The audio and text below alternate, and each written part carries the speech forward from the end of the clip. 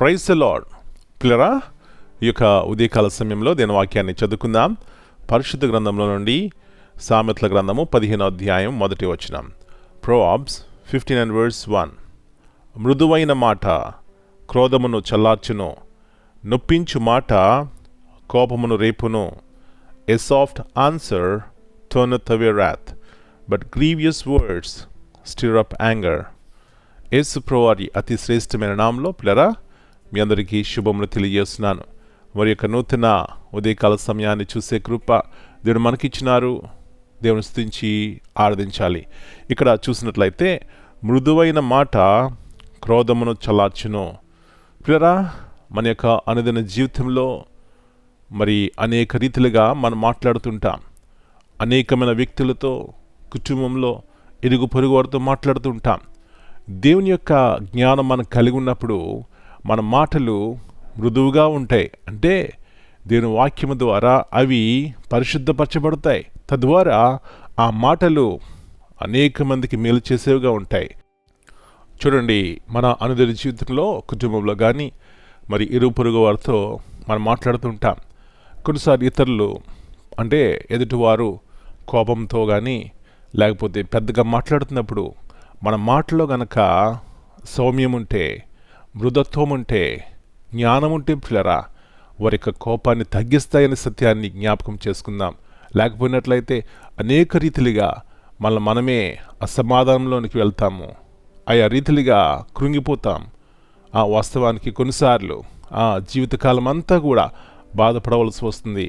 కాబట్టి పిల్లరా, దేవుని యొక్క జ్ఞానము, దేవుని యొక్క మాటలు మన జీవితంలో ఉంటే అలాంటి మృదుత్వము, అలాంటి నెమ్మది, అలాంటి సమాధానకరమైనటువంటి జీవితాన్ని మనం కలిగి ఉంటాం. అలాంటి కృప ఉదయకాల సమయంలో దేవుడు మనందరికీ దయచేసి మనల్ని, మన కుటుంబాలని శాంతి సమాధానంతో నింపునుగాక. ప్రార్థన చేసుకుందాం. జీవగల దేవా, పరిశుద్ధమైన తండ్రి, మరి యొక్క నూతన ఉదయకాల సమయాన్ని బట్టి మీకు వందనాలు చెల్లిస్తున్నాం. మీ మాటలు అవి బంగారు కంటే, వజ్రముల కంటే శ్రేష్టమైనవి. తిరిగి ఉదయకాల సమయంలో మీరు మాట్లాడుతున్నారు. మృదువైన మాట క్రోధమును చల్లార్చును.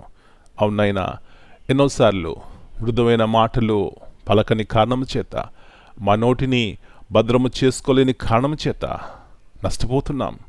కానీ దేవుని యొక్క జ్ఞానము, దేవుని యొక్క మాటలు మా జీవితం ఉన్నప్పుడు మా నోటి ద్వారా వచ్చే ప్రతి మాట అది విలువైనది, అనేక మందికి క్షేమాభివృద్ధిని కలుగజేస్తుంది. ప్రభువా, అలాంటి పరిశుద్ధమైన మాటలు మీరు మాకు దయచేయండి. తద్వారా ప్రభువా, యేసు ప్రభువారి యొక్క ప్రేమను, యేసు ప్రభువారి యొక్క క్షమించే ఆ యొక్క హృదయమును మేము కూడా కలిగి ఉండి మేము అనేక మందికి మాదిరికరంగా ఉండడానికి సహాయం ఇచ్చేయండి. కుటుంబంలో, బయట, ఇరుగు పొరువారితో ప్రభువా ఎలా జ్ఞానంతో మాట్లాడి దేవుని మహిమకరంగా జీవించాలో మాకు నేర్పించమని మనం మీ చేతిగా అప్పగించుకుంటూ ఈ దినమంతా మీరు కింద భద్రపరిచి ప్రతి కీడు అపాయాన్ని తప్పించిన ఆయన మా జీవితాలను చక్కబెట్టమని యేసయ్య అతి పరిశుద్ధమైన ఘనమైన నామమును బట్టి ప్రార్థన చేస్తున్నాను తండ్రి. Amen. God bless you all. My dear brothers and sisters, greetings in the precious name of our Lord and Savior Jesus Christ. Here we read from Proverbs chapter 15 and verse 1. A soft answer turns away wrath. This verse reminds us about the power of our words. When someone is upset or angry, the way we respond can either calm the situation or make it worse. A gentle and kind response has the ability to cool down tempers and promote peace. Amen.